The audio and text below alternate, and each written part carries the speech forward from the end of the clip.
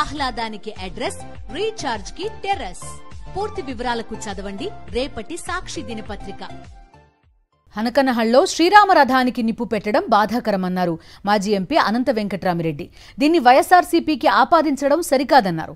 చంద్రబాబు ఆదేశాలతోనే వైఎస్ఆర్సీపీపై నెపం వేస్తున్నారని fire అయ్యారాయన. Anantapuram SP Jagadish టీడీపీకి ఊడిగం చేస్తున్నారా అని ప్రశ్నించారు. రథం దహనంలో రాజకీయాలు లేవని స్వయంగా టీడీపీ ఎమ్మెల్యే కాల్వ శ్రీనివాసులు ప్రకటించారని గుర్తు చేశారు Venkatramireddy.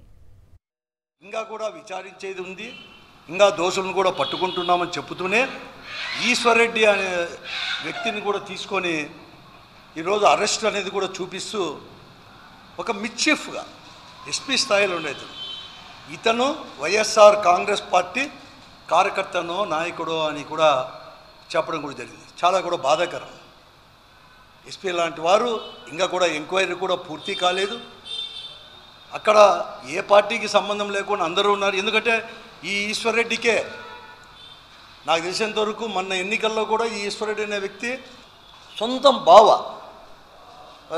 His sister's husband Ramakrishna Reddy గారు, కేశవరెడ్డి గారు, వీళ్ళంతా టీడీపీ వాళ్ళే, టీడీపీ లీడర్లు కూడా. అక్కడ ఒక వ్యక్తిని పార్టీకి వాళ్ళే చెప్పినారు గ్రూపులకు సంబంధించి అంతా కూడా జరిగింది.